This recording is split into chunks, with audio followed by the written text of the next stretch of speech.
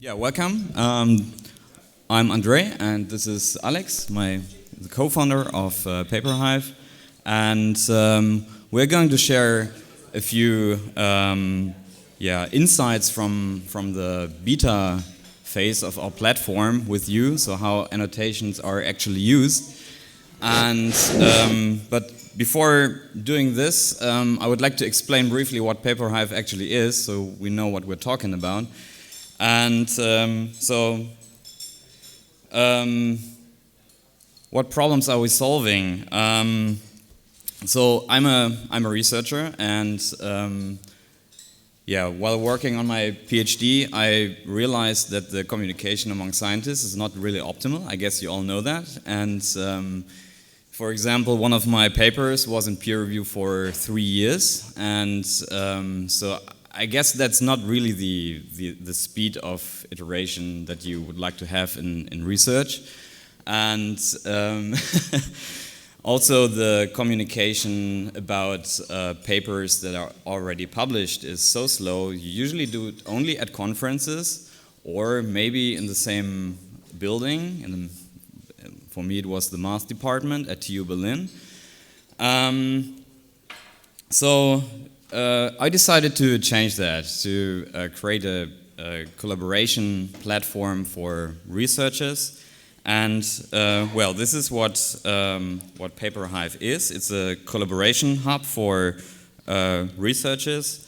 I will give you a very short demo of the platform, how it looks like. So this is an example paper written by Marina Wiatzowska. It solves a very difficult mathematical problem released 2 months ago. And so you can read the paper and you can see annotations. I mean, you're all annotation experts here, so you know what annotations are good for. So you can share additional news articles, for example. There is a link to another paper that was very important for her work.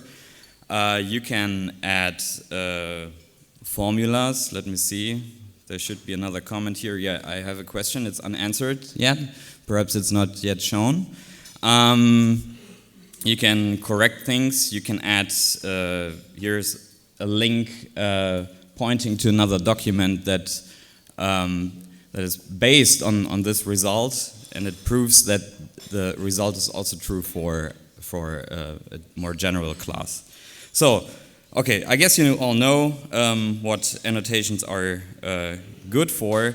Paperhive is an integrated platform, so it's not just an annotation thing, it's something where you can actually work. You can, for example, bookmark or hive a document, which means that you get notifications for this document. So imagine you're a PhD student, you're working on this subject, you definitely want to know if something new shows up on this document. So, that's the quick... so I was missing something. So we have also a browser extension, which is very valuable if you browse the web and, for example, you hit a paywall, like we do here now.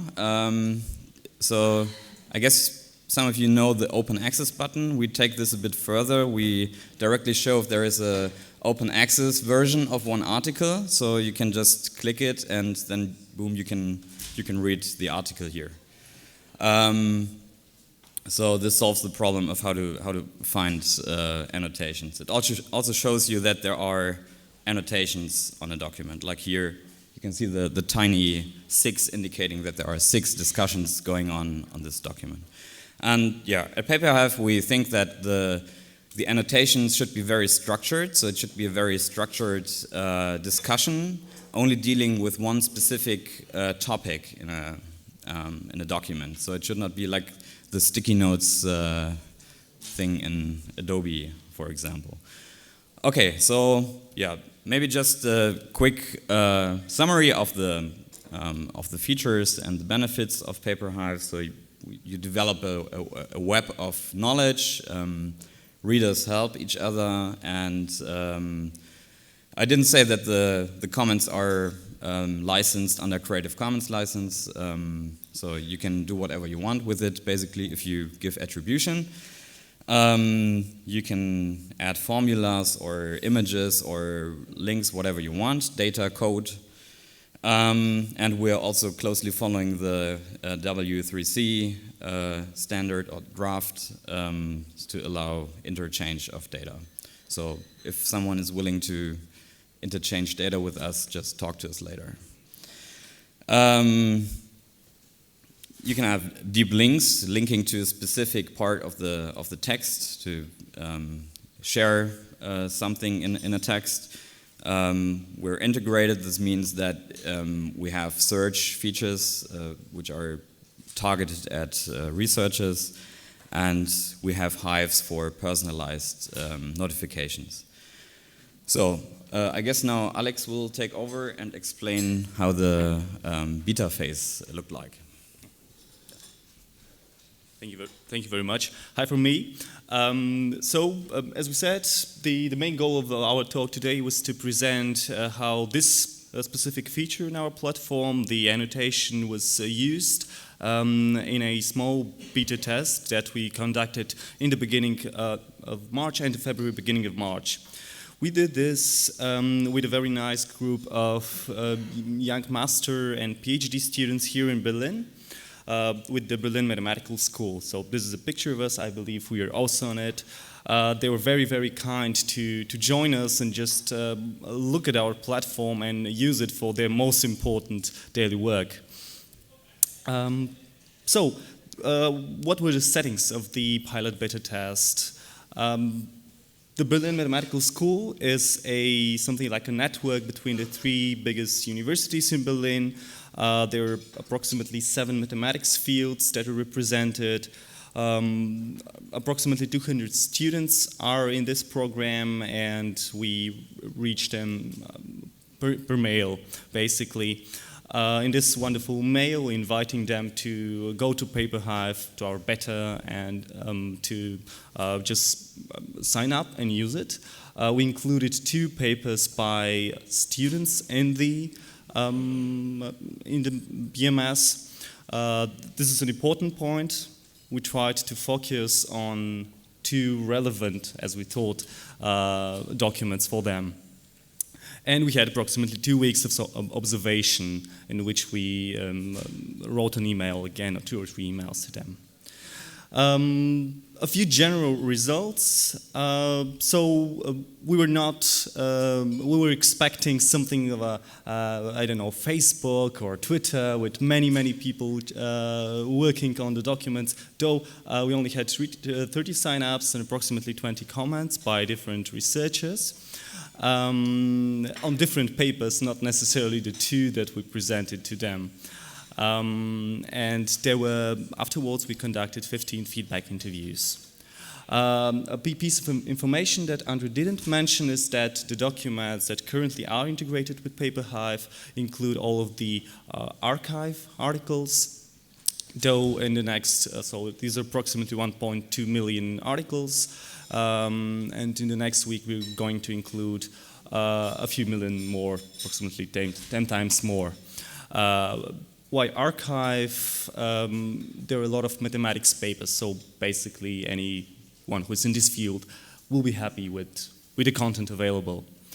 From the feedback interviews, we learned why the people commented or why they didn't, what they liked about it. The next 2 subsections will be dedicated first to a few annotation examples. What do people actually wrote down in the platform? And the second part after this will be 3 big takeaways for the academic collaboration, empowered in this case by annotations. The first set of examples were dedicated to different types of questions that researchers, young researchers in this case, ask. They involve stuff like solution paths or questions about further literature or just questions for the explanation of something very hard. The problem with mathematics papers sometimes, and scientific texts in general, is that they're incredibly compressed, so statements are often per definition unclear. The second type of annotations in this academic context were dedicated to improvements of the papers. From simple corrections of typos or content, or important typos probably in formula, to once again clarification of statements, not asking for help but just explaining what the meaning of a specific statement should be. And then again, simplifications for interdisciplinary readers. The last big group of annotation examples was dedicated to the enrichment of content. I would call this something like the altruistic researcher who either does it for the benefit of all, or does it because they want to increase their personal visibility, to show that they know stuff, or to include some further reading, sometimes, sometimes to their own literature. Exactly. So what are the few general takeaways? The biggest one for us was that the documents obviously comes first. It was not enough that we presented two papers that were relevant for the group. The group of 200 mathematicians seemed to be not that of a focused one. It's important which part of the document exactly is discussed. So, as you know, the scientific documents have different portions, from the abstract and introduction to results and conclusion, and results, for example, are much widely discussed than, say, the abstract or the intro. Another big thing is, of course, the distinction between working papers or preprints and published articles. Preprints offer a much more welcoming environment for any kind of discussion.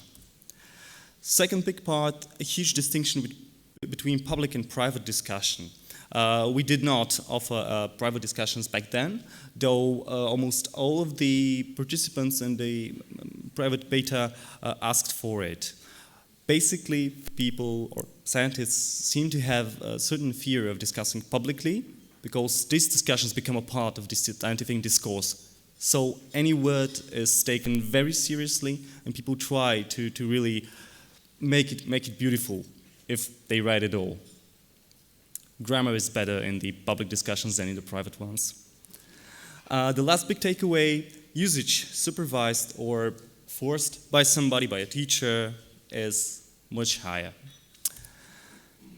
Fair enough. We'll have a few minutes for questions. Our next steps for the platform after the small private beta and the improvements afterwards are a big partnership for us with the library consortium Knowledge Enlarged. They make books open access, so we just started in partnership with them, making discussions and usage and collaborative reading of humanities books possible. Thank you very much.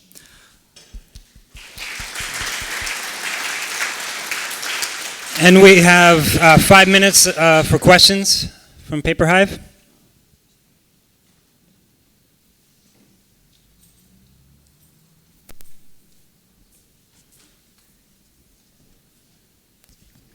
So in the 30 seconds it took me to sign up, sign in, find one of my papers and annotate it.